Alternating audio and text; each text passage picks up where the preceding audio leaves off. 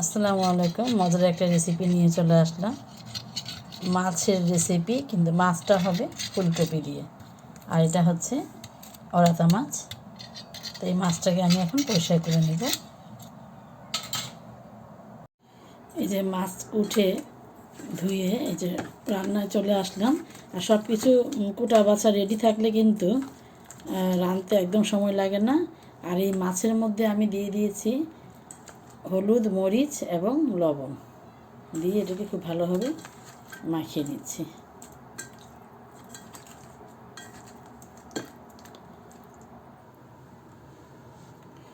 মাছটা ভাজার জন্য দিয়ে দেব তেল। মাছগুলো আমি ভেজে নেব। হাতেই দিচ্ছি, কারণ খুব বেশি গরম হয়নি, হাতে লাগবে না, এই জন্য হাতেই দিয়ে দিচ্ছি। এবার মাছটাকে আমি খুব বেশি ভাজবো না, হালকা করেই ভেজে নেব। দেখো মাছগুলো ভাজা হয়ে গিয়েছে।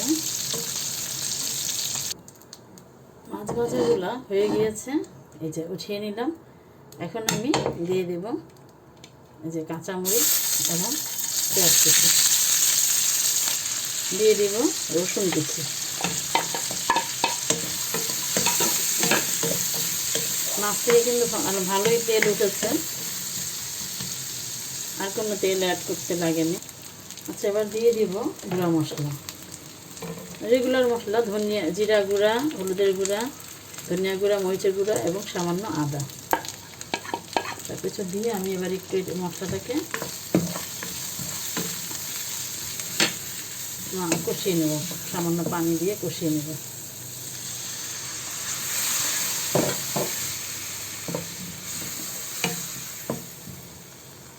এবং দিয়ে দেব প্রয়োজন অনুযায়ী লবণ, যেটা ছাড়া সব কিছুই অসম্পূর্ণ। লবণ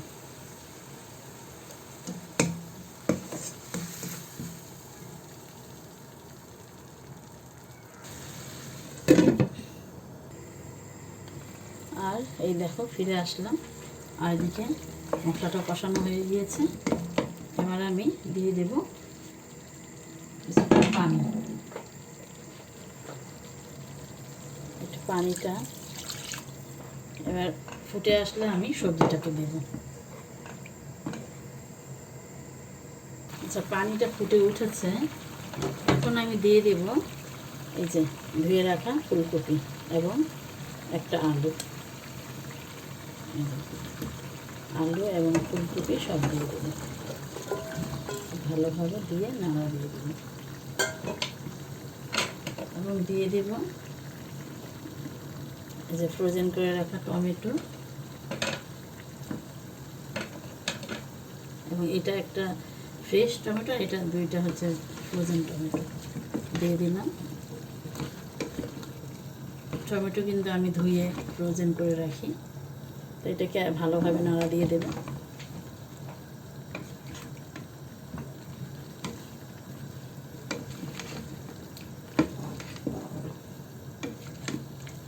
এটা কিন্তু একটু ঝোল তরকারির মতো টাইপের হবে, এটাকে পাইন্না তরকারি বলে।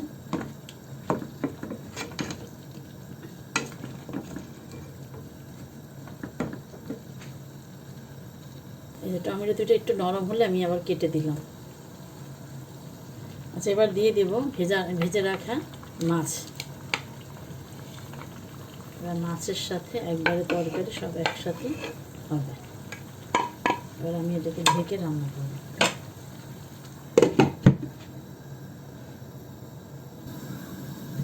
আর এই যে আমি মাছের একটু দেখে নিয়েছি, আর এবার আমি একটু ধনেপাতা দিয়ে দিতে হবে।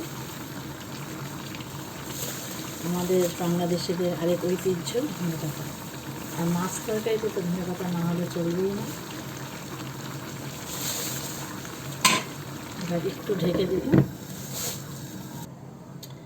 আর এই দেখো ফিরে আসলাম, ধনেপাতাটার স্মেল চলে আসে, ঢেকে দিলে। আর এই যে এরই মাঝে তৈরি হয়ে গেল ফুলকপি আলু দিয়ে মাছ, বিদেশি মাছ ফুলকপি আলু দিয়ে ঝোল।